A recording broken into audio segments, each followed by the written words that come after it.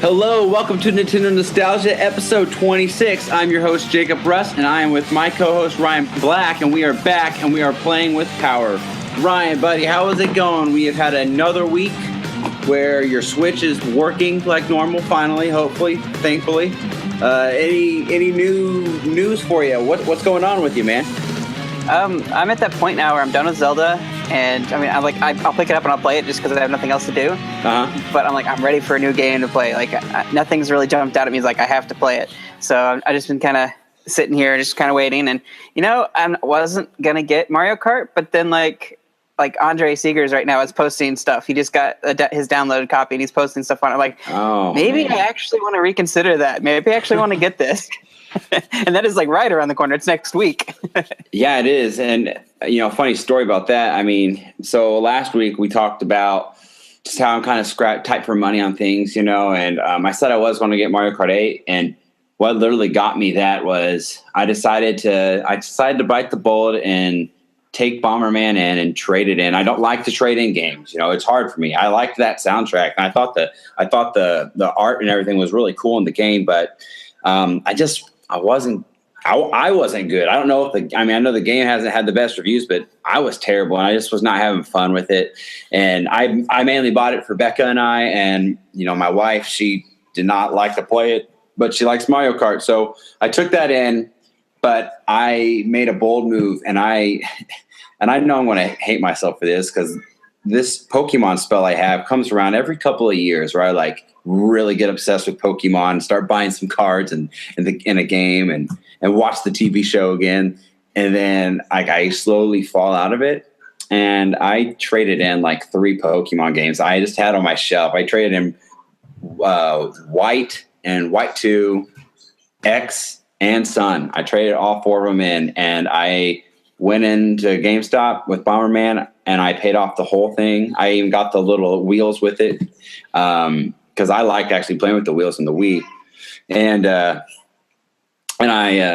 bought a couple extra things too that I just got out of the way that I needed to purchase, and I didn't have to. I only had to pay $7 total when I was done buying stuff at GameStop, so that helped. Awesome. I feel a little empty that I traded in Pokemon because I held on to those for so long, but with that said, what would you say? Did you upload your Pokemon to Pokemon Bank, or did you just lose them all? I lost them all. I never did Pokemon Bank, so that's what I'm saying. I fall out of it. I'll be all obsessed, and then I'll fall out of it and not care anymore. So, but with all that said, guys, we have got to get to a very special guest who has brought an awesome topic for us on the show, guys. Give it up for Joey Ferris. You say that about all your guests. Calm down. No, it's good to be on here because we're going to talk for hours about my favorite game of all time, but we'll get to that later. Absolutely. Yeah, so I'm excited to be here. I'm excited to talk some nostalgia because nostalgia is the reason I am still alive. Absolutely. Same Holding here. on to those past memories, forgetting about the present.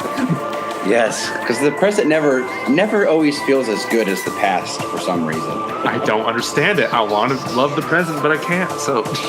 Oh, I know. And you know what? In 20 years from now, we're going to be thinking back, man, remember when Breath of the Wild came out? Oh, it was the best. Why can't times be like that again? Exactly, yeah. So, no, Joe, I'm really glad to have you on, and really stoked about the topic you brought us for today. But with all that said, everybody, we have Joey here. Ryan's back with us this week, and now we're going to hop into the news.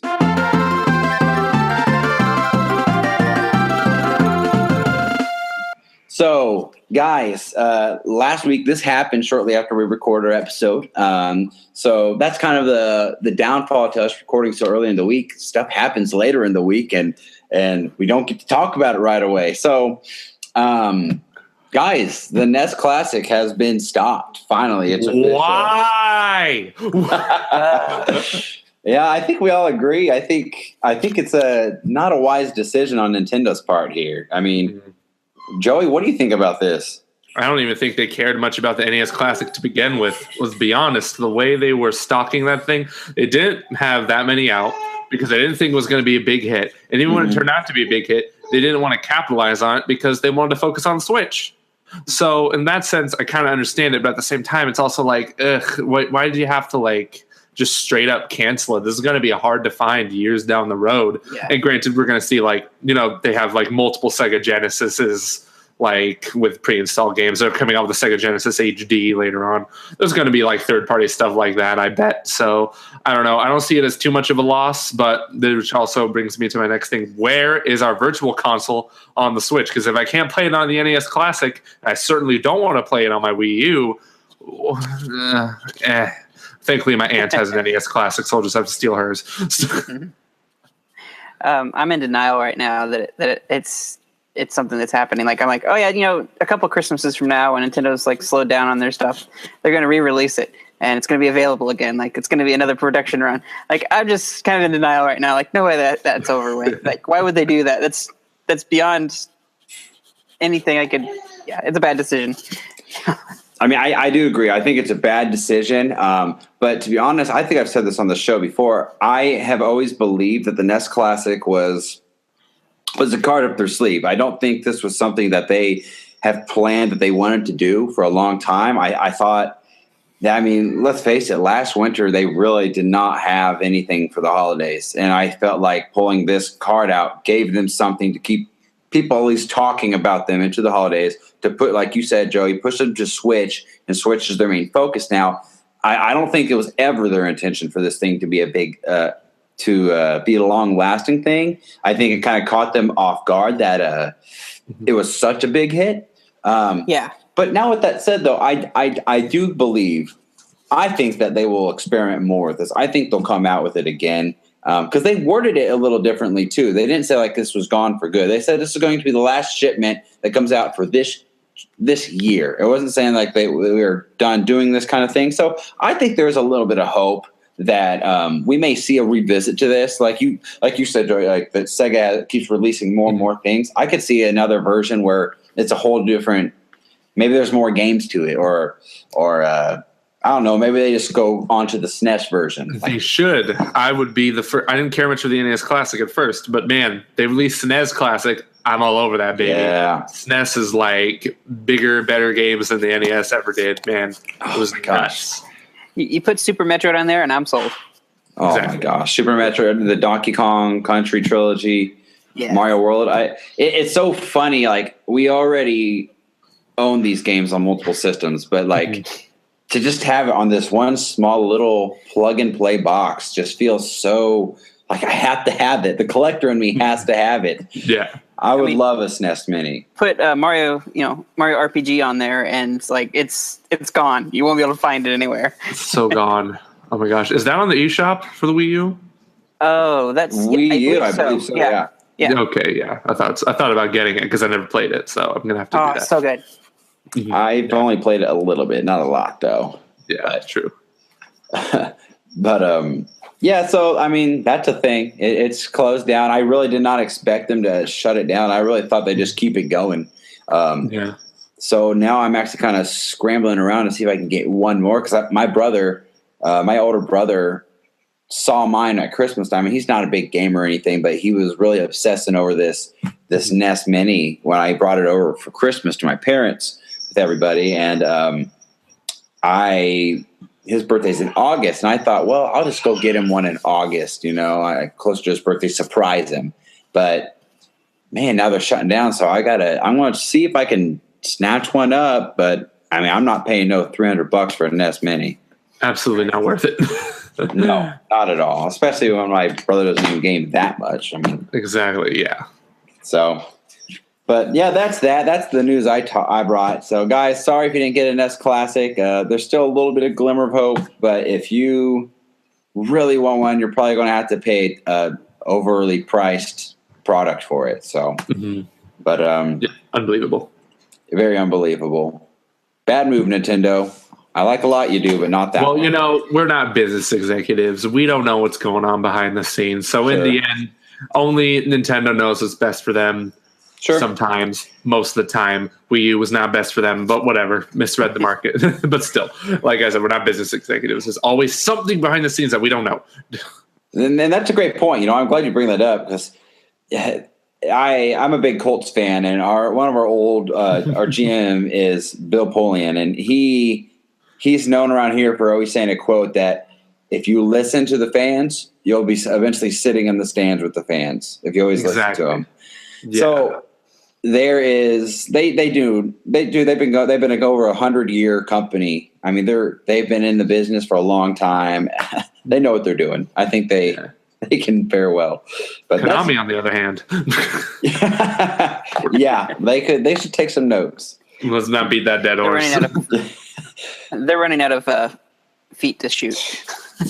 So Ryan, what was your news topic that you wanted to bring up today? So there is a new gamer joining the world. I just wanted to give a big shout out and congratulations to Sean and Chelsea Capri having their baby. Yeah. Lincoln Capri. Congratulations. Link for short. Congratulations. I saw that. Yes, congratulations, guys. What's the child's name again? Lincoln or Link. For short. All right. I see. Yeah. Very cute, Such man. a good name. It is. And yep, a healthy baby. I was following all online, the photos and stuff. Congratulations, guys. We are very happy for you and continue to just pray for everything to be good and positive and healthy for you guys. Mm-hmm. Nintendo all the way. Yes. Well, his room's decked out. They decked his room out all Nintendo stuff if you've seen photos of it. Mm-hmm. Yeah. Oh, yeah. Like the reveal, the gender reveal cake or whatever was like that too, wasn't it? It was like a golden Mario block coin. Yeah. So awesome. they're doing it right. Absolutely. Did you hear how many Nintendo Switch units they sold worldwide? 2.4 million. Yes, I just saw that. Wow. Yes. They reached their goal. Crazy. They did it. They went past their goal just barely, which is I saw it coming because it's not too crazy of a number it's a safe number because console launches are always super successful, and the more console launches go on, the more successful they'll be. I know the numbers keep going up. Like PS4 was the first console to reach 1 million units day one. It also reached 4 million units in the month, and no other console launch has ever seen that. So the more consoles keep getting released, the higher the launch numbers are going to be. They're going to keep breaking records. So yeah, that was a safe bet. And the fact that Nintendo keeps advertising it over and over and over again, shoving it in your face. I work at a movie theater, and we have assigned seating at that movie theater. Okay. So I'm always seating. So I'm seeing all the ads. There's always a Nintendo Switch ad playing right before the previews. That's everywhere. Awesome. Yeah, like we have a little like PA system in the theater with like TV screens, and there's an ad that plays like every 10 minutes. Feels like every 5 minutes more, like where it's a Nintendo Switch like guide, like 3-minute long video of them going through the whole what's it called, the demo event that I went to in San Francisco. It's probably a different demo event they're showing there. So yeah, they're not holding back on advertising this thing. And did you guys see that wall that they did for Breath of the Wild that like glows in the dark? Like they painted it on the brick. Yes. Awesome. Like I want to see that in person so bad. What I love about Nintendo right now is like they're doing. I'm glad you brought up the advertisement. Like I remember, like especially during the Wii days and Wii U days, like I love Nintendo, but like a lot of my friends did not. Like they're always playing like Xbox or PlayStation, Madden, and just a shoot 'em up game all the time. That's it. That's all they would play.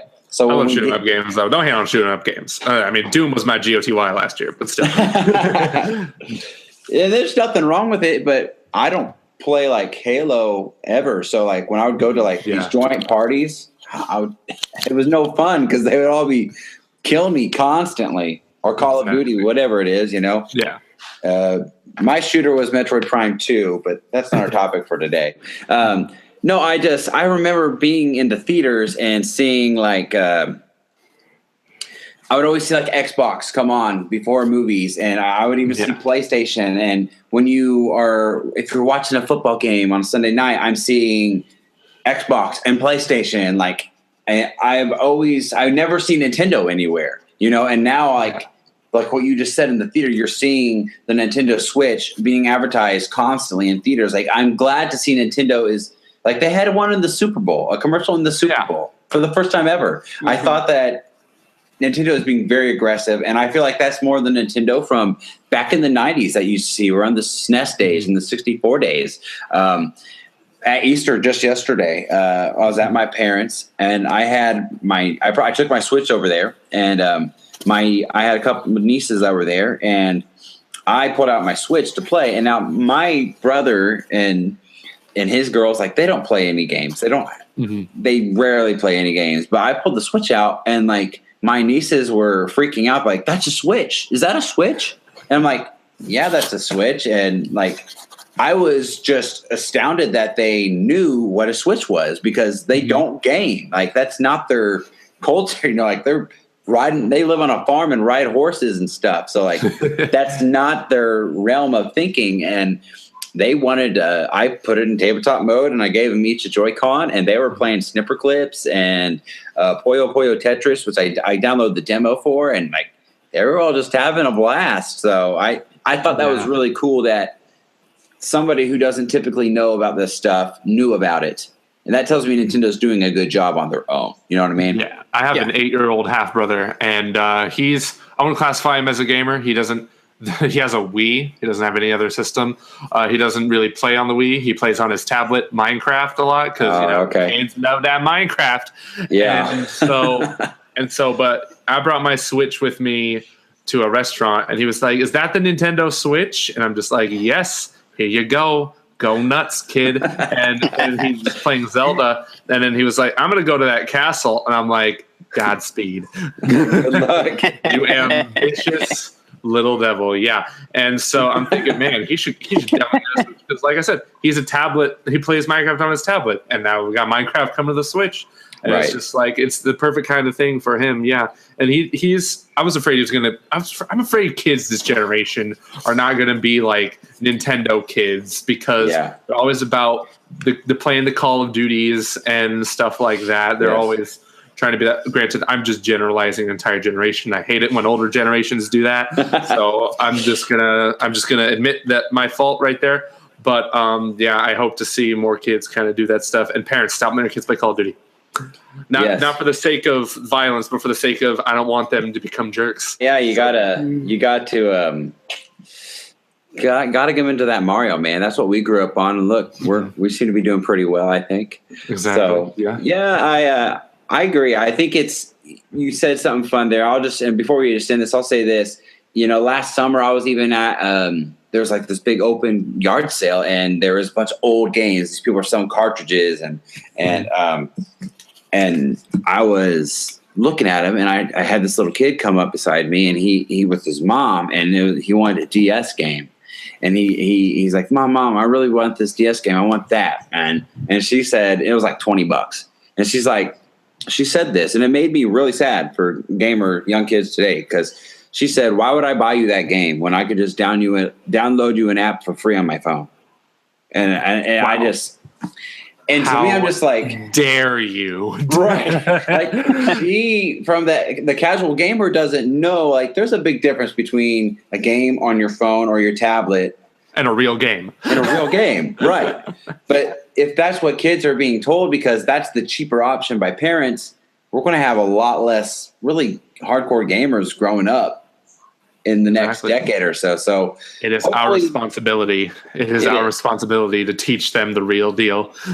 It is. And I feel like Nintendo gave us the tools for that with the Switch, to be able to take it anywhere and show it off to people, and like just hand off a Joy-Con to them. And that's a great tool. Absolutely. What were you saying? I was just saying, like, I have a 7-month-old daughter, and like, I never see her on Facebook all the time. Yeah, I post a couple photos, but she is showered in Nintendo stuff. Like, that's what she's just going to grow. That's how I did. I grew up, and there was a Nintendo in the house. I had 3 older brothers. That's all I knew. And not that I'm like brainwashing or anything, but she's around it, and she'll grow up with it. So I'm not a fan of parents manipulating their kids, but this is acceptable in my eyes. I'm glad you approve. I think I'm acceptable of it. So yes.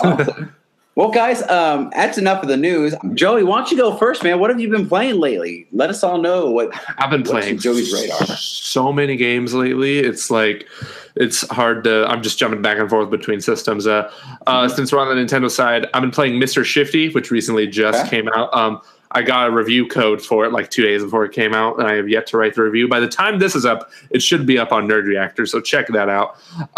It's really solid type of game. The combat feels so fluid because the premise is it's a top-down type of combat beat-em-up game. You die in one hit, you're done, son, until like you just restart the level. You don't restart the level over, but like the segment of the map, it's easy respawn, and it's like Hotline Miami if anyone has played that.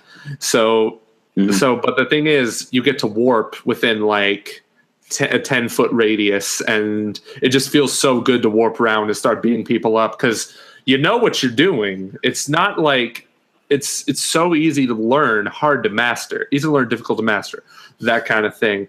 And it's also on Steam and stuff. So, but the Switch, man, for that portability, it's great. The problem with the Switch version is the frame rate is terrible at times. Like, it is so bad to the point where you want to vomit.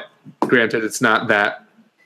It didn't really hinder the experience for me that much, but it's still a problem if you don't like that sort of thing. But it's only like $13, $15. So if you want to support an indie developer, ex-Fruit Ninja developers, that's cool. Do that. And I've also been playing Thimbleweed Park, which is a retro point-and-click adventure game.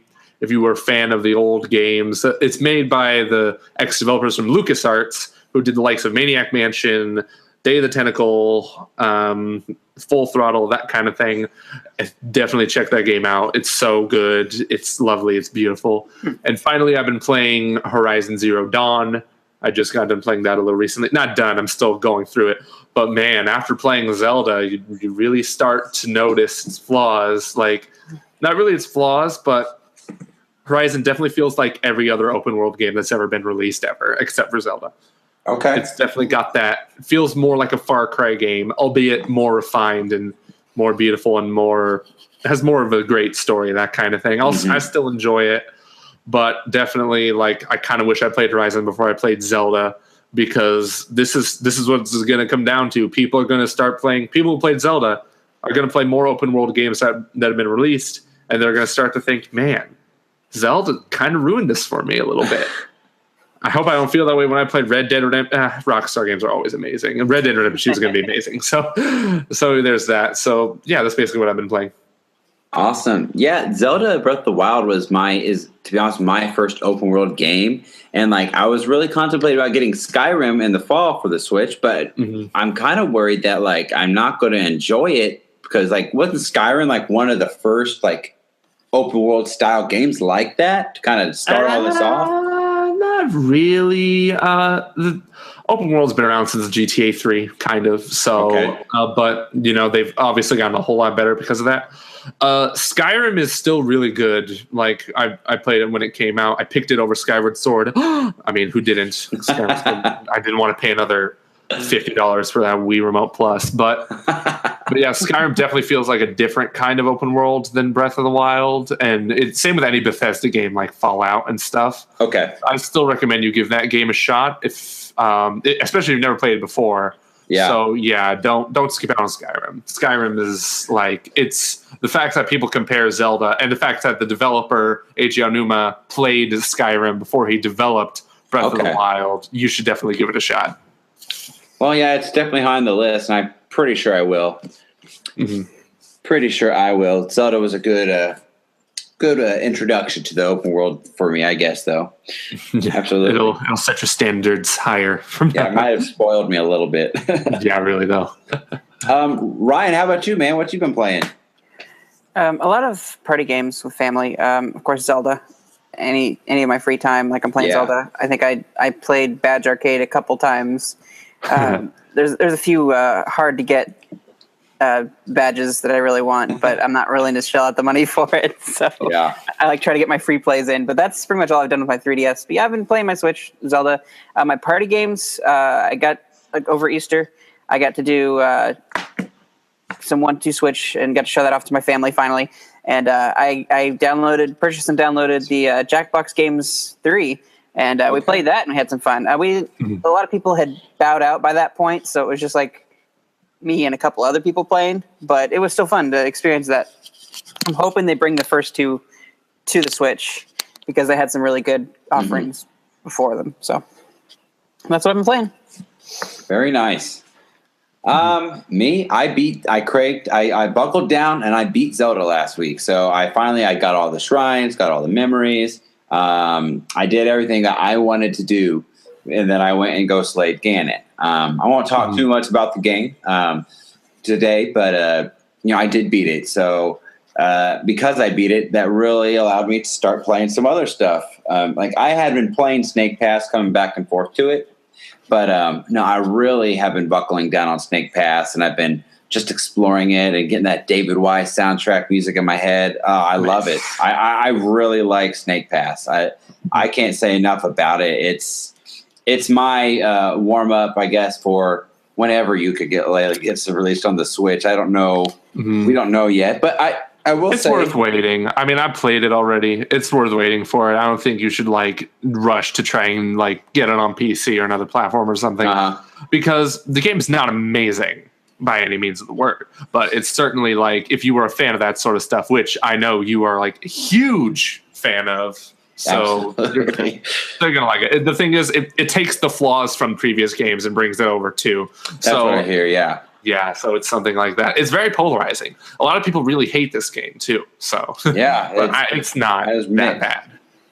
Yeah, I heard that just today that it took all the great things from Banjo-Kazooie and brought it to today, but it also brought the warts along with it. You know what I mean? Yeah, exactly. Which, if you've been playing a lot have different standard today than what people had in the 90s. So for me, it won't bother me that much, but I can see how it bothers some people. But now I do think Nintendo's getting a little closer, because they did just release a ukulele video themselves last week on YouTube.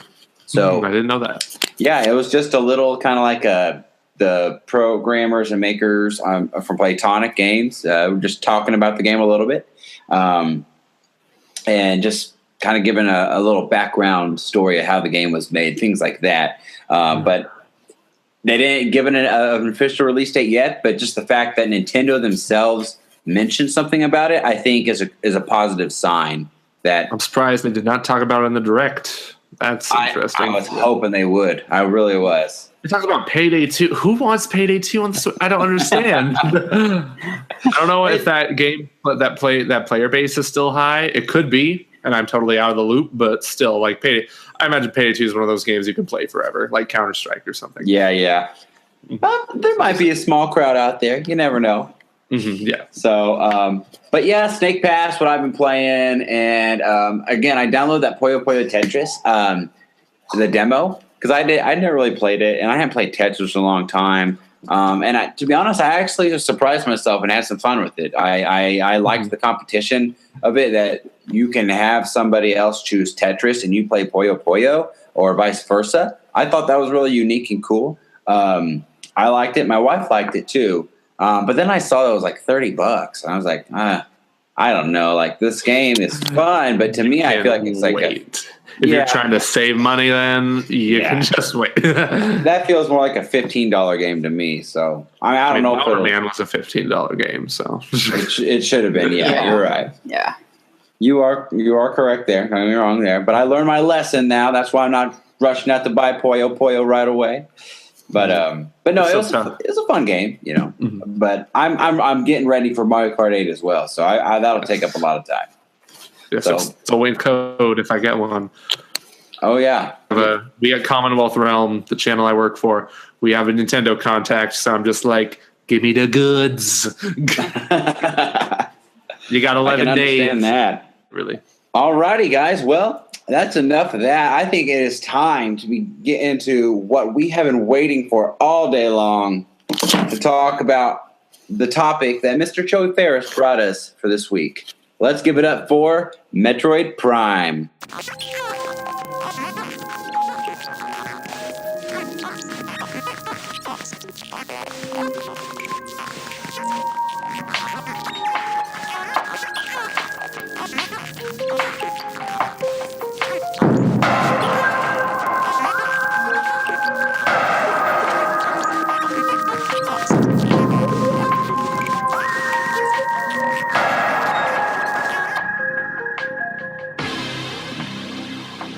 Metroid Prime was released on the Nintendo GameCube on November 19th, 2002. Oh my gosh, Ryan, you know, like, this game. When I think of the GameCube, I think of a select few games. I think of Smash Bros. Melee, but I think even before that, I think of the Metroid Prime. Metroid Prime 1 and 2. Today we're talking about Prime 1, and I think about the Wind Waker. But Prime was just such a revolutionary game. Like, it blew me away. And I have you to thank for it all. I mean, I had dabbled in the past Metroid games, like for Metroid 2 on the Game Boy, but other than that, that was my only Metroid that I had ever played. But thanks to you, I have these awesome memories, and I'm stoked for this episode. So, Ryan, why don't you tell everybody your first memories? We know you're a Metroid fan at this point. What are your first memories with Metroid Prime? It all started with E3. E3, going way back then, huh? The reveal, I couldn't believe that they were taking my favorite Metroid series into this 3D world. Like, at first I was like, I don't know if I like shooters. Because I was like, but this is really awesome to see. It looks beautiful. Like, this is what I wanted. And like, how do you do exploring in it? How does that work? And this was after a super long drought, right? You haven't seen anything since Super Metroid. Oh, yeah. There was nothing. Very long time. And this was also like a dual release thing with they had the Game Boy Advance, Metroid Fusion as well. And so like we're getting a double dose of Metroid. This was like the best thing ever. And it was good. And I can't tell you, like, I've played hundreds and hundreds of times that intro demo. Like, I would just sit at a GameStop and play the intro, like the little demo, and then eventually I was able to get it on my GameCube and play it. And I can tell you how many times I have gone through just the opening where you shoot the different doors or the different targets to unlock the door to go into the next part. Mm-hmm. And then it's just, it's so silly. Like, I was so obsessed over this game that I would just spend hours doing a little demo. Wow. So I, to be honest, at this time in my life, E3, I didn't really know E3 was the thing. So, like I said, my first memories. I was like 5. Yeah. Wow. Yeah.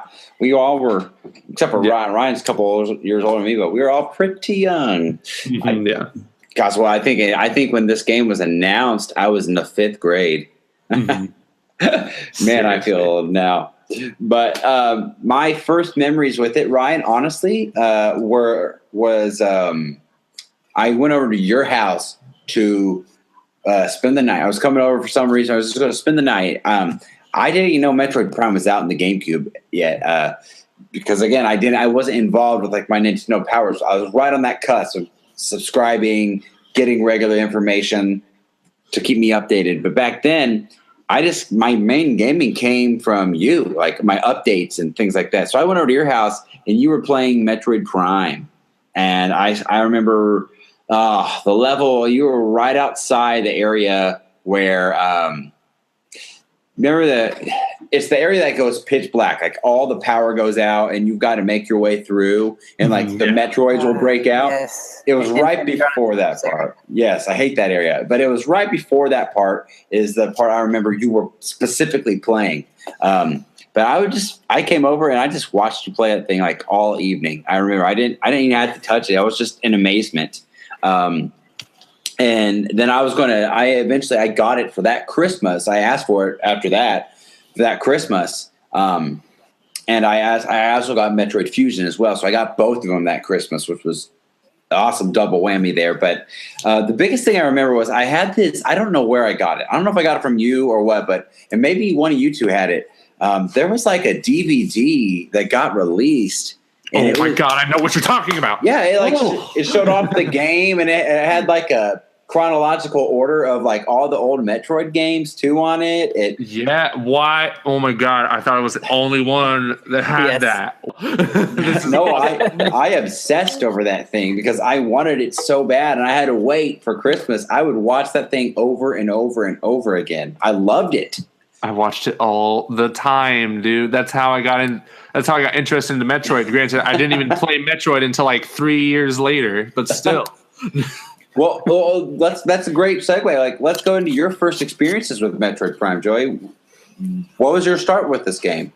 Circa 2000, late 2002, early 2003, something like that. Okay.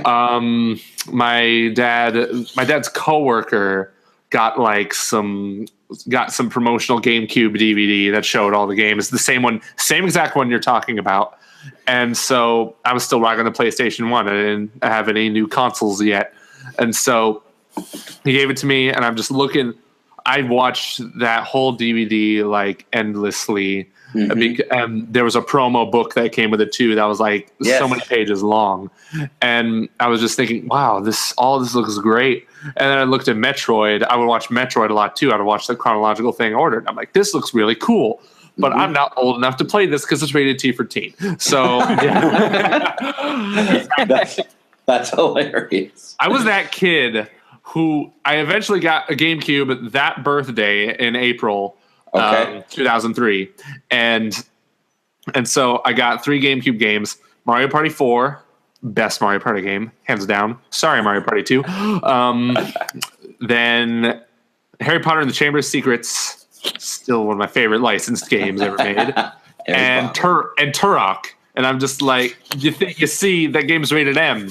And I'm just like, oh, this is rated M. I can't play this. And I should have just said, no, shut up. You can play this. Just stop. Yeah, it wasn't until 2006, 2005. I don't remember. It was probably early 2006, right before the Wii was on the peak of its, when it was about to come out. I finally was like, oh, look, there's Metroid Prime 2. I guess I don't need to play one. Let's play Metroid Prime 2. And so I did that. And I'm just like, don't start with Metroid Prime 2, guys. Don't do that. No.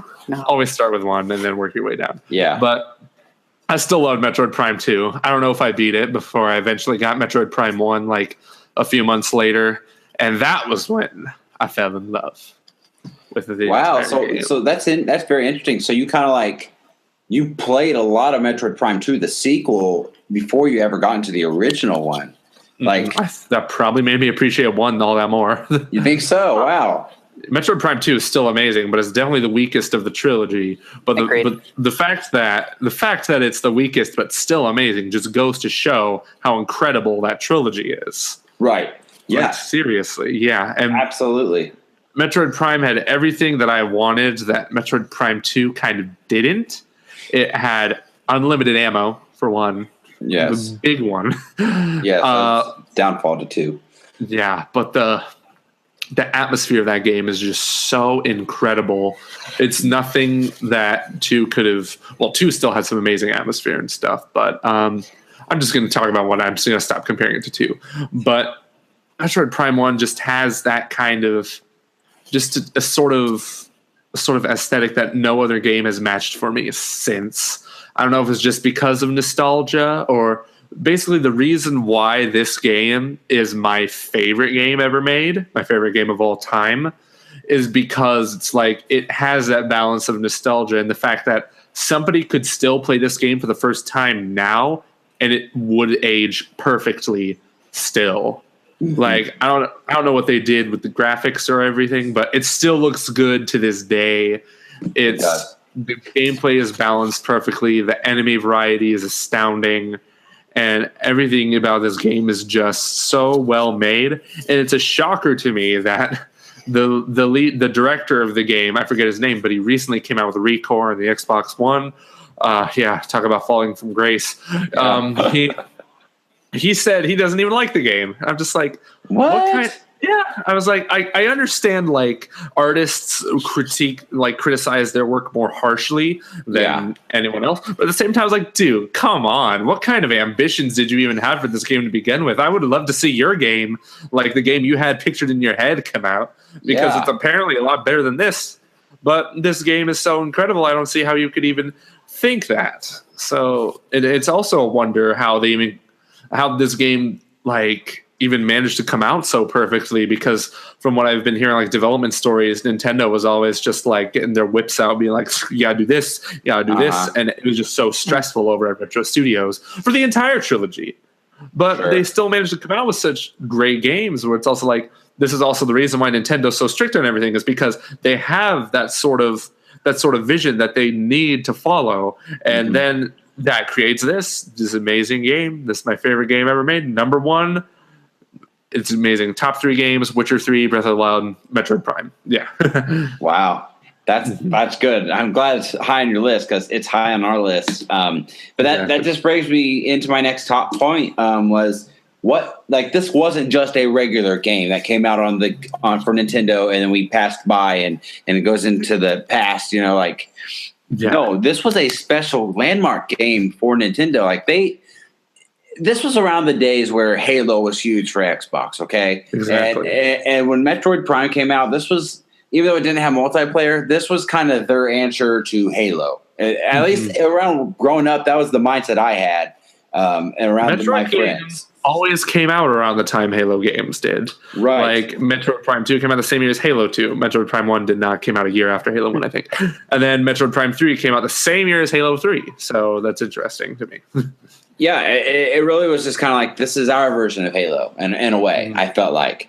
But no, it was a very special game, because it took a franchise that you had even said had been dormant for a good while. And it was their best game that they had made, Super Metroid, up until Prime came out. This was a big deal in America, especially the West, because shooters were really starting to get popular here. And even though Metroid has not done as well in Japan, I don't understand why. I understand why. It's totally an American thing. That game is America written all over it to me, I think. All the violence and stuff. Yeah, and it's first person, and Japan doesn't really like first person games, from what I understand. Really?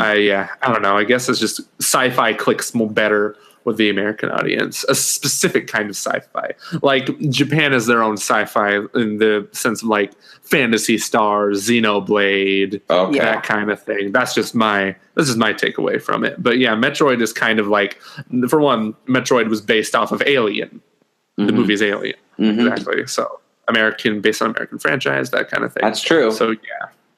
Yeah, it does have a lot of America written all over it. That's why they should keep, if Nintendo wants to sell well, where they in a market that they've struggled in, which is the West a lot, they should really punch those franchises, I think, over here.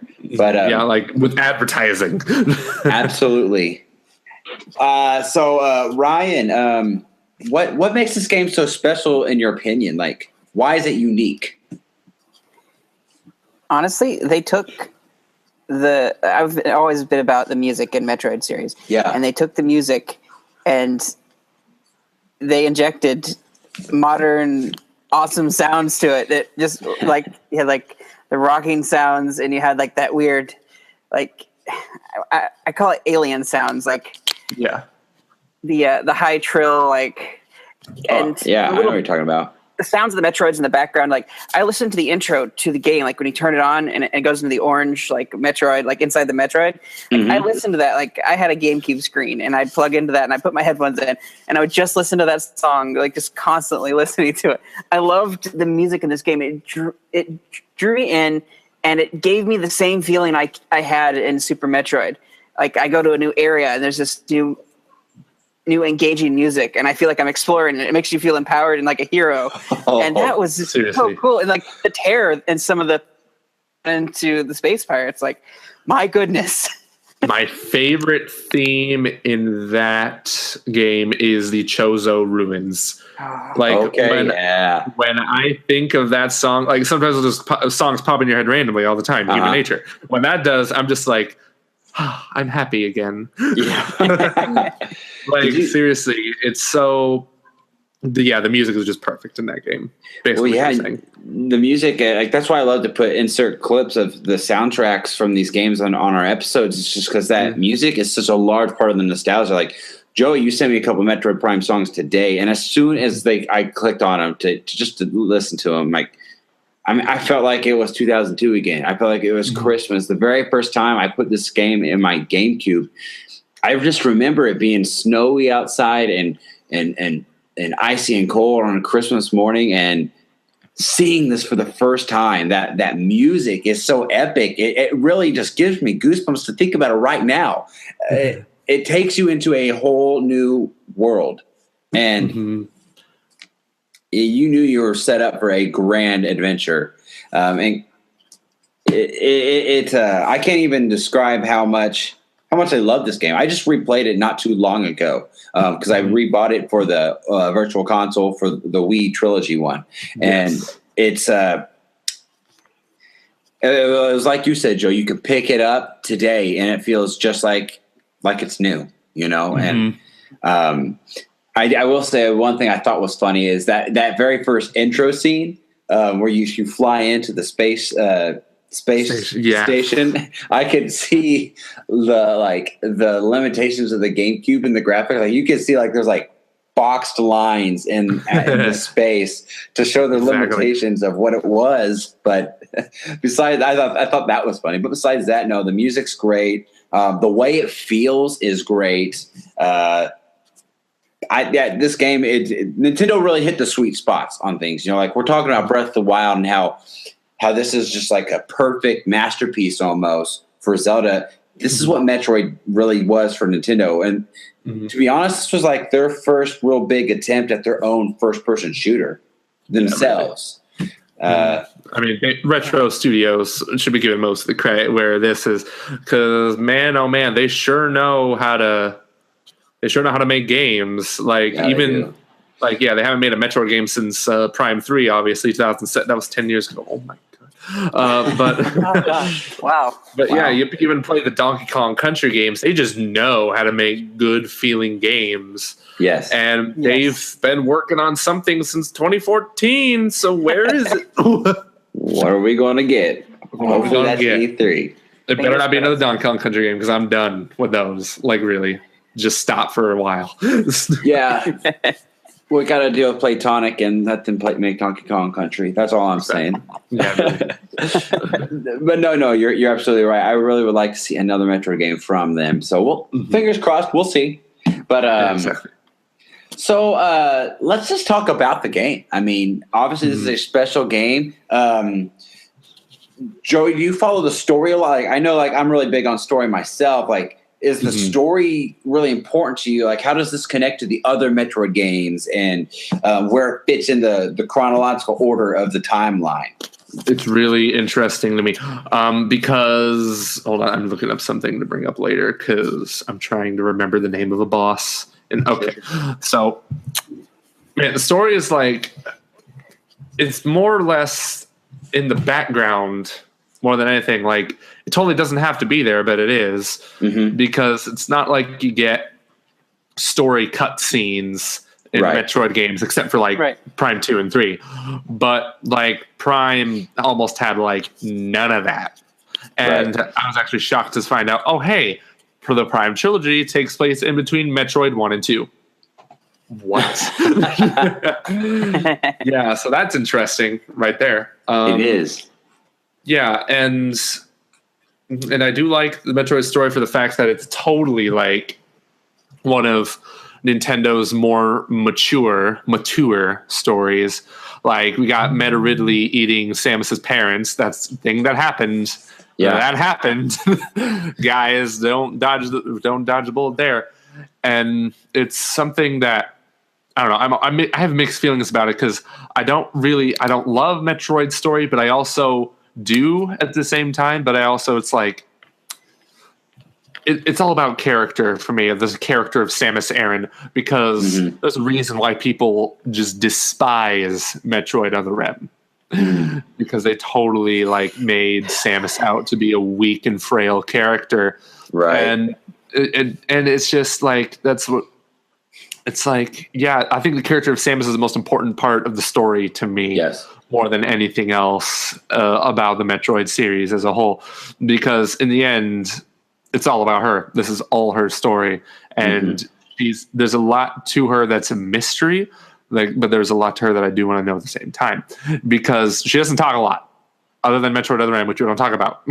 Right. And I like to think of her as like a cold and stern character who's like, because she's been through hell. Yeah. Like quite literally. She has, yeah. Her parents were killed by space pirates as a toddler, and she was raised by these space birds who turned her into I'm trying to think of a character to compare to, turned her into I can't think of anything. Just they turned her into a merciless killer, basically. Yeah. And she works for the highest bidder, except for the space pirates. Space pirates can just go die in a fire. Mm-hmm. But yeah, she's I wouldn't say like she is totally not on either side. She works with the Galactic Federation mostly. Sure. But like then Fusion came about, and then the Galactic Federation turns out to be typical American politics, and and yeah, I would love to see what happens after Fusion, but I have a feeling Prime 4 is going to come out, hopefully, maybe, because they have a cliffhanger at the end of 3 that it's going to take place after Prime 3 before 2. But yeah, Samus, very important character. First she wasn't known. First playable female protagonist, I believe. Fact check me on that later, listeners. But yeah, so she's a very important gaming character, and I don't think she gets looked at a lot. Like, I think she gets overlooked often. Sure, yeah, that's why they haven't celebrated her anniversary yet. It was 25-year anniversary is important, and they didn't do anything. 30 years last year, nothing. Federation Force, I hate everything about it. Hey, don't worry, we got another Kirby celebration coming. So give me a break. They're making. Oh man, somebody, what's his name? Greg Caldwell made a great point on one of the Facebook groups. There's so many Nintendo Facebook groups. He says, if Nintendo can keep funding Xenoblade, which is historically made less than Metroid Prime 1 with all 2 of its games, why can't they make another Metroid game? Like, honestly. Very good point. They have no reason not to. No reason.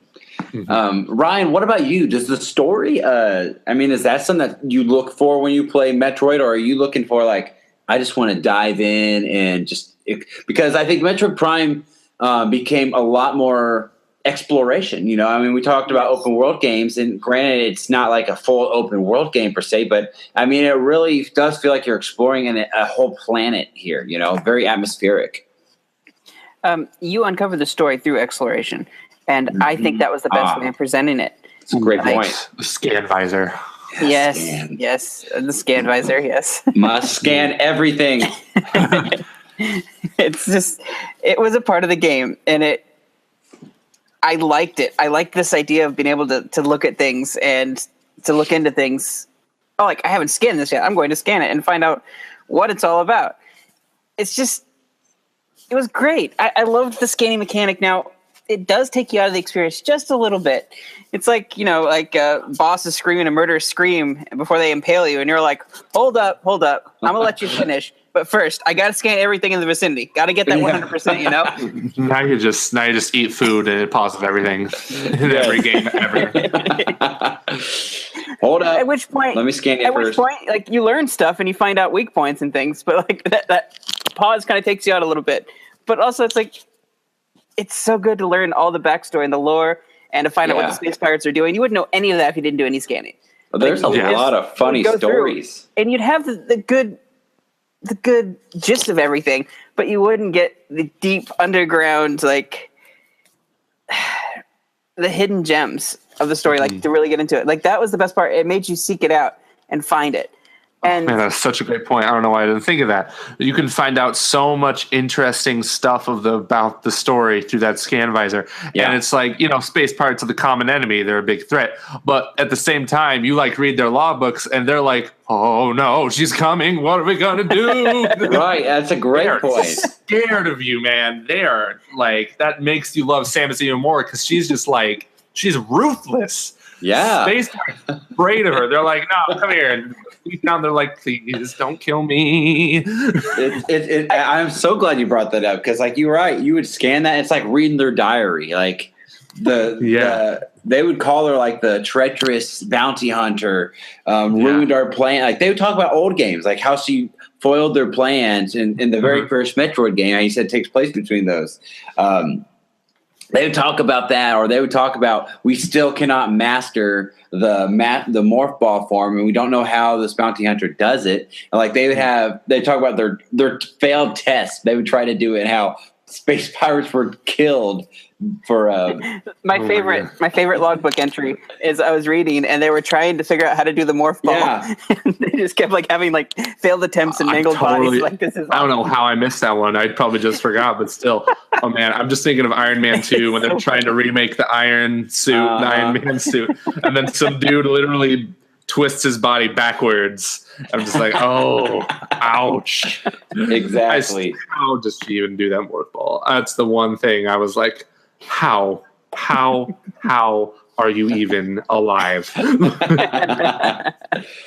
Yeah, that scan visor, man. It is great part to figure out the story, but I tell you what, it was a stressor for me too. I can remember like every room I come into, the first thing you pull out is your scan visor. I gotta scan this, and it doesn't matter if there's a herd of enemies charging you, like space pirates. Like, are these new space pirates? Did I scan these guys yet, or did I get this one? Because there's a lot of different types, and you got to scan them all. So you are literally gotta scan them all. Yeah, there was that point where you get to the end of the game, and you're like, "What scan am I missing?" And you find out it's an enemy that appears once, and once it's dead. Yes. It doesn't show up again, and I have to go back and play it again. Those stupid, the scree things, the ice one, and Vendrana Drifts. Yeah, there was one that you could only catch one time around, and like I didn't know it was any different from any of the others. Like, what's going on there? Oh my gosh, totally. But man, I guess the bosses are really good too. Segue, maybe. yeah, absolutely. Yes, keep going. Perfect time to bring it up. Mm-hmm. Yeah, I was looking up. The thing I was looking up earlier was, I already forgot its name. What is wrong with me? I guess I don't love this game because I don't remember every single boss by name. The one that sticks out to me the most is Thardus, the enormous rock dude that looks like the thing from Galaxy Quest. Yes. But like, it's so that thing was just so massive and intimidating, and I'm just like, oh boy, here we go. Yeah. Here we go, boys. We're in it for the long haul. And it was just I like the bosses in Metroid because it's not like there's probably like eyeballs that are weak points and stuff, but it's not like 3 strikes. You got to wait until it reveals this weak point, then you're done. These take actual strategy, and you could totally mess up if you mess up, and it's no fun for anyone. Well, let's see. How many boss fights are there in the game? Can you I'm gonna look it up. Look it up. I got you.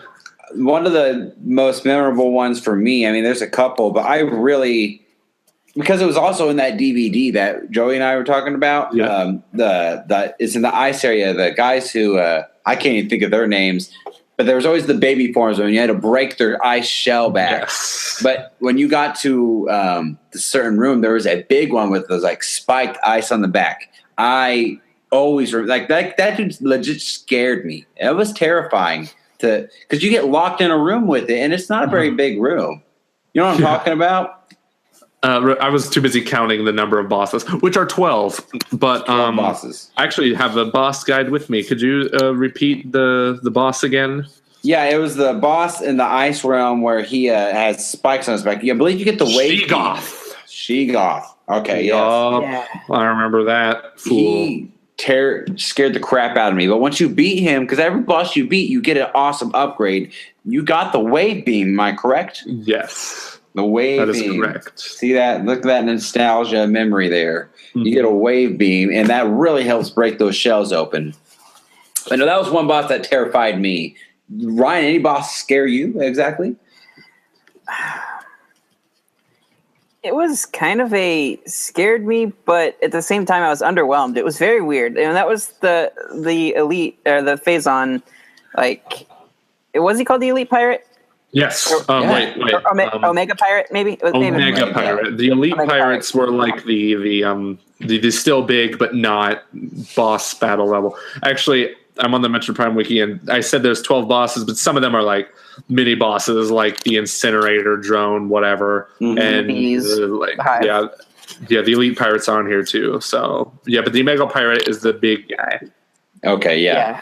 Like I was scared because he was like so huge. But at the same time, like I didn't feel like he was too difficult. I mean, I think the main thing you had to do was like worry about like the add-ons that he'd throw in at you, or like just like rushing you. But like it wasn't super hard, but it was kind of scary to face the beefiest space. He was massive. You remember he was originally supposed to be Kraid. That was in the original development of Metroid Prime. I didn't know that. Mm-hmm. That was going to be Kraid. Yeah, I knew Kraid was going to be in it, but I didn't know he was meant to be the Omega Pirate was meant to be him. They should have kept Kraid. Man, we haven't seen Kraid in a long time. No, I would love for him to bring it back. But we'll talk about. We saw Fantoon again, so I'm sure Kraid's going to be coming back. Fantoon and what? The Ghost. It was the extra boss in Other M. Oh, okay. Yeah, I see. I try to forget Other M. No, that was another boss that I'm glad you brought up. He was one I was really terrified for how massive he was. But what made him scary was he would go invisible on you, and there's this giant, and he goes invisible. But I'm glad you brought that up because that was also a unique thing about Metroid was they really took advantage of the scanner. This was the first time where you had different visions. You had X-ray vision. You had like I can't remember what they all were called. X-ray visor, the scan visor, thermal visor. Yeah. Thermal. Yeah. Yeah, and you had to use these in unique situations. That was very interesting because I'm thinking like, how am I going to see and get to things? How am I going to kill enemies? Like, how am I going to know where I'm going? But it takes very well advantage of those visors, especially in the area I saw you play in, Ryan, where it goes pitch black. That's where you get one of the visors, and you get through that whole area, which is terrifying, by the way, when you hear the Metroids break out in the dark. Yes. When you use the X-ray visor, you can see Samus's arm in the arm cannon, which is a really cool detail. But the developers made it so she would do the rock on sign. Yeah. At the same time, you can barely see the arm because it's still covered in like the outlines of the gun. But if you go into an emulator and like manipulate the camera, you can see it's clearly rock on, dude. Yes. Yes. Yeah, they didn't do that in Prime 3, unfortunately, but whatever. No. So, yeah, glad you brought that guy up. So let's segue into the final boss of the game here, okay? It's what the whole game's called. It's called Metroid Prime. Like you said, there's no cut scenes that explain the story. There's no big thing of this giant Metroid causing chaos, whatever. You figure out the story as you play along throughout the game, but you finally get to it. And I'm expecting when I first get there, a giant Metroid, literally like not the one we got. I was expecting like more of like, on Super Metroid, they had the baby became massive. I was expecting a Metroid kind of like that. They had to fight. But no, when you get there, what do you find? You get like this like black scorpion looking kind of thing. Which was kind of a Metroid. Yeah, it was very. It makes you question some of the lure. Well, was that it was very mutated. Was it mutated? Because the Phazon.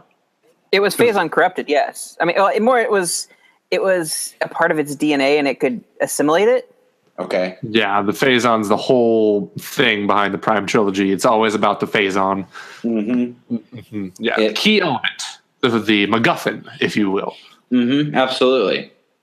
And later you find out that the Phazon is kind of living and actually chose the Metroid, that it wanted to be its vessel to, be the... What's so special about that Metroid? It was probably just the closest one to it. Who knows? Yeah. Yeah, I didn't know that the Phazon was like alive itself, Ryan. I mean, the whole planet was alive at the end. Well, when you get to the third one, like you find out, yes, it is a part of Dark Samus, but like Dark Samus came from the repercussion or what happened in Prime 1, like, and then later you find out that there's an entire planet that sent out Phazon to corrupt the universe, and like it was kind of like a living type planet. It was enough to be able to further itself and to take over and spread, but and it gained intelligence as it took over. It wasn't like an X parasite type, right? But it had some ability to conquer the universe. So when you beat that crab looking thing, then it goes to phase 2, which is Metroid Prime phase 2, and it's weird looking blue it's like face, a squid or octopus kind of thing. Exactly. Yeah, and that thing was only vulnerable through Phazon, which I thought was a cool element. Like every final boss in the Prime trilogy, you have to kill through Phazon, at least in its final form. So I found that to be quite interesting, and it's like you beat, like you didn't at least you at least saw the secret ending of Prime 1, right? Yes. When I first beat it, no, I didn't know. I couldn't. I never even got the final. I never even beat the game 100%. It's so difficult. Yeah. Metroid's very difficult to do that. Any of them are. Yeah, exactly. So yeah, that was really cool. Hey, Dark Samus is the Metroid Prime. What do you know? Spoilers for Prime 2, everybody. That was the big thing. Was there's a you had 15 years. There's a Dark Samus, and you're like, who is this? But if you saw the ending, because the Metroid, once you're about to kill it, it's about to like explode. It sticks its tentacles in Samus, and it rips out one of her suits. You see it happen. But if you, like you said, you have to get everything basically to see the special ending, and you see it. You see like a hand, I believe, that pops up, and it's Dark Samus being born out of the ending of this game. So super cool game. That's how it connects the story. That's what I love the story. So I love that part of it. Prime 3, man. What I figured out was like Prime 3's deal is, this is like the final Phazon's last stand, something like that. And they send out Leviathan comets to like hit the planets and corrupt them with Phazon. You have to go destroy was it 2 of these? 3? No, 2 of them. And then it's just like, that's basically what happened in Prime 1. A Leviathan comet came and crashed into the planet. It's essentially the same deal. Yeah. It's like, great. Now I have to destroy 2 of them in the same game. Cool. Yeah, that's a great point. That it's so interesting that we're even talking about it, because I know the Phazon is such a big part, but I forgot that it was almost the Phazon itself had a mission, I just thought it was, I don't really know what I thought it was. Just some elements. Powerful. Yeah, that was kind of mind of its own.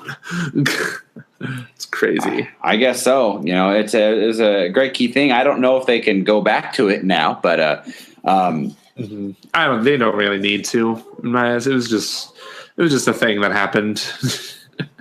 Did Joey? So that's the end of Metroid Prime there. So let's talk about what's next. Obviously, we are wanting a new Metroid game. Badly. And I know, Joe, you hated Metroid Prime Federation Force, but did you see the special ending at the end of the game that they did? I saw the special ending before I even got the game, and now I'm tempted to return that game. But, I just bought that. I just impulse bought it because I'm like, okay, it can't be that bad. It's probably a good game on its own merit.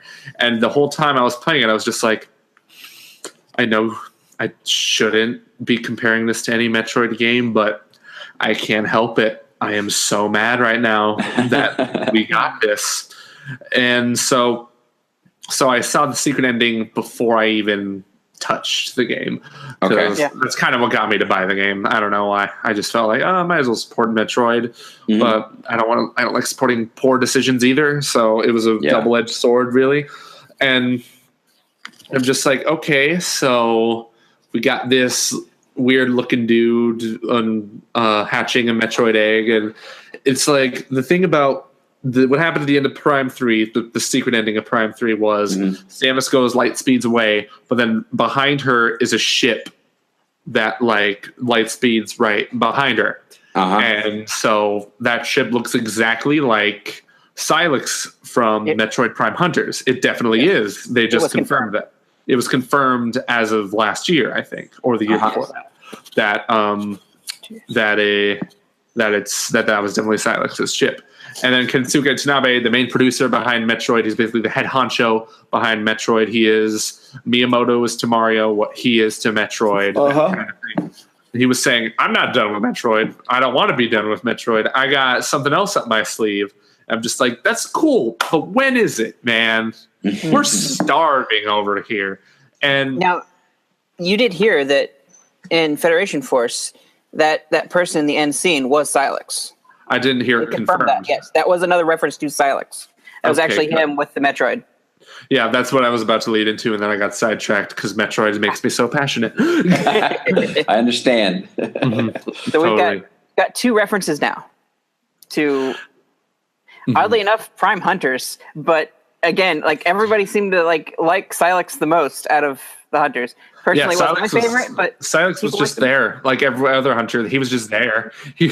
I think people just latched onto his like cool electric and like blue energy type form. I think that look was that. I think to most people. I think it was mostly Tanabe who liked Silex the most. But yeah, I think he personally felt attached to that character, wanting to make more out of it because he had the most distinct cutscene out of the other intros in Metroid Prime Hunters. We see some Federation soldiers being terrible people as usual, and then Silex comes in, kills one of them, and he's just like, I'm about to kill you all. So he has a vendetta against the Federation for some unknown reason, and Samus works with the Federation most often. Granted, she always works for the money, of course, but she usually sides with the Federation on things. So there's that, and like I said, man, Prime 3 cliffhanger, Federation Force cliffhanger, and like Federation Force takes place after Prime 3. They said that in the game itself. This is right after Prime 3. So I'm just like, all right, let's make it happen. On the edge. It's going to happen. I hope it's not like perfect. Years down the road. That's the perfect.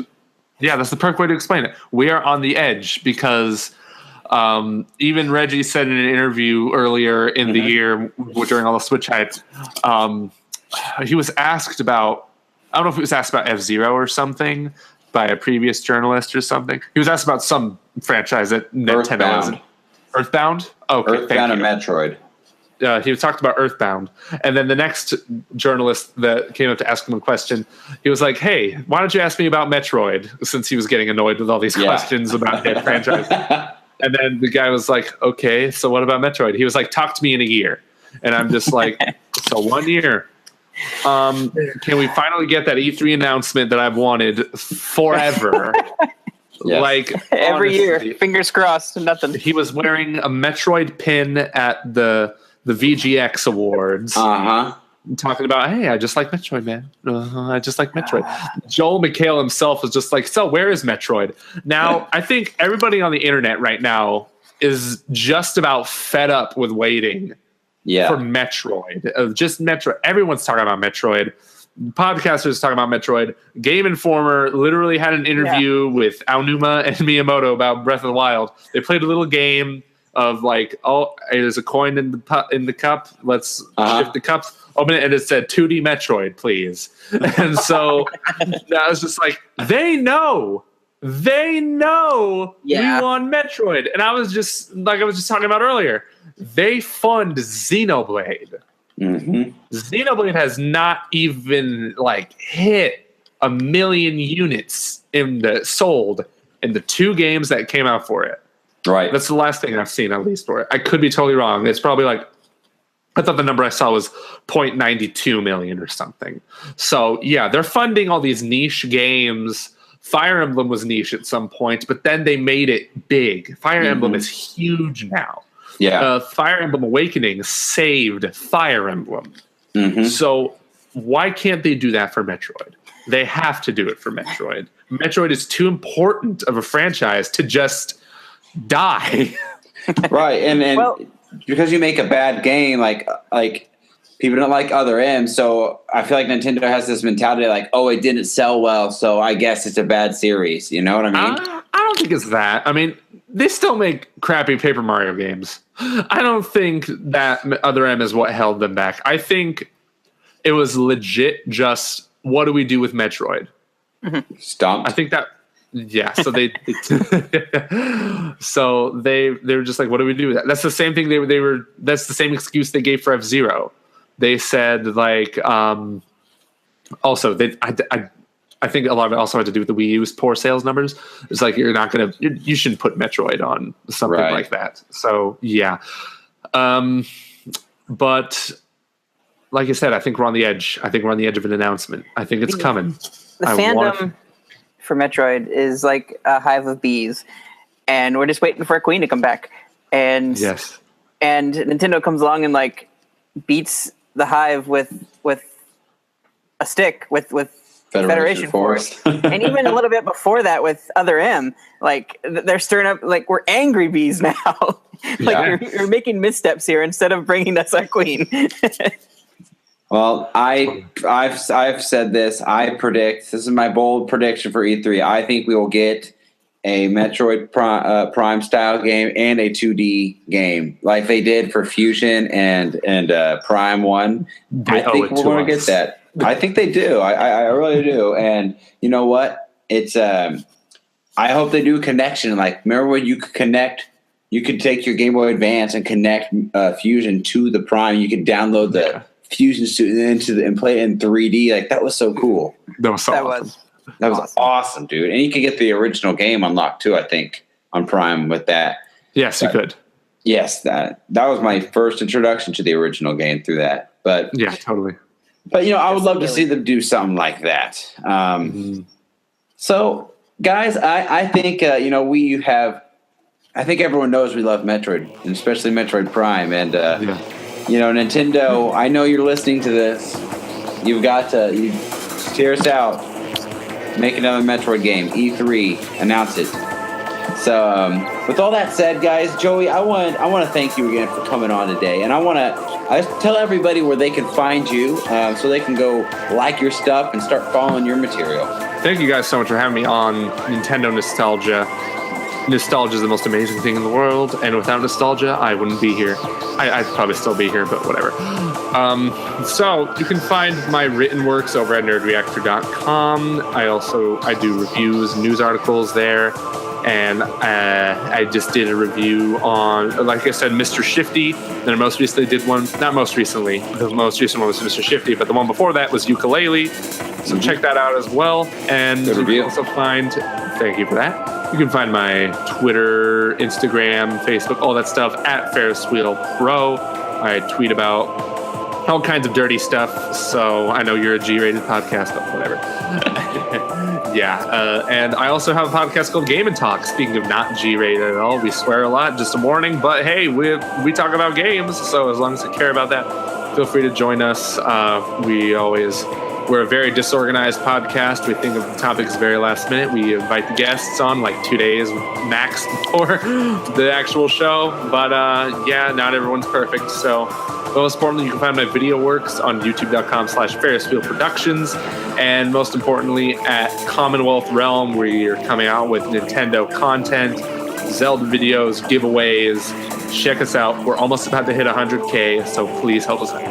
Awesome. Oh yeah, I follow your guys' stuff on that as well. I do like me some Commonwealth. Thank you. Now, Joey, where can they find this wonderful game we talked about today? Awesome. You see, I was confused. I thought they came before, but I guess not. No, so I thought I'd be sure. You can find this beautiful game. It's not a rare game, thankfully. You can find this at any of your local game shops that sell retro games. It shouldn't be too tough to find. You can find it for a good price on eBay, probably, and stuff like that. But if you own a Wii or even a Wii U, there's the Metroid Prime trilogy, which is always a must option. So you can get it on. That's rare. The Metroid Prime trilogy is pretty rare. You can get that at any local game shop, stuff like that. Maybe you can find it on the GameStop Wii little area section that they have now, and for like $40. But if you have a Wii U, You have no excuse. You have to download the Prime trilogy for only $20. Yes. That is a steal. You're getting 3 of the greatest games ever made by human hands. Maybe even alien hands. Who knows? Amen. If you have a Wii U, you have no excuse. You got to get the Prime trilogy. You will not regret it. But get yourself a Wii remote and nunchuck if you haven't already. But you probably do because you own a Wii U. So yeah, do it. Don't miss out. You're gonna regret it. Absolutely. Thank you, Joey. Ryan, you know what to do. Our due diligence, brother. Sure thing, man. You can find us on SoundCloud and iTunes. Listen to us there. You can check us out on Facebook. We're always posting articles and engaging in the community there. We also have a chat. You can join in and find out all the crazy things that are going on in our heads and our fans' heads. Please check us out on Twitter at Nintendo_NOS. And if you want to shoot us an email, NintendoNostalgiaIN@gmail.com. Awesome. Listen to the man with the Shadow the Hedgehog beanie. I love it. Guys, you can find me on Twitter at NOSJacobRush73.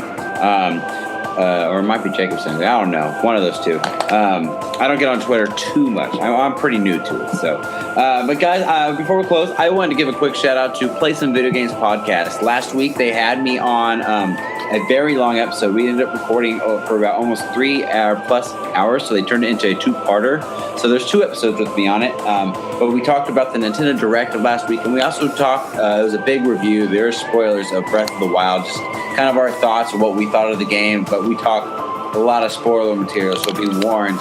But yeah, guys, Kevin's been on the show with us. He was on our first Switch impressions when we first got our Switches and what we all thought about it. So please go check him out, give him a like and a follow, and go check out those episodes too. Play Some Video Games Podcast. So, but other than that, guys, Joey, again, thank you so much for being on. You added Metroid Prime is a phenomenal game, and I really, you know what, if we get a Metroid announcement, we're going to have a special episode with Joey back on just to talk about Metroid. So what I'm saying is it's inevitable. I'm going to be on again. Yes. Absolutely, you will be back on. You'll be back. Awesome. I can't wait. So, with that said, guys, thank you so much for another week of Nintendo Nostalgia, and we look forward to seeing you next week. We'll see you later. Later. Bye-bye. Perfect. You just hear the Metroid music.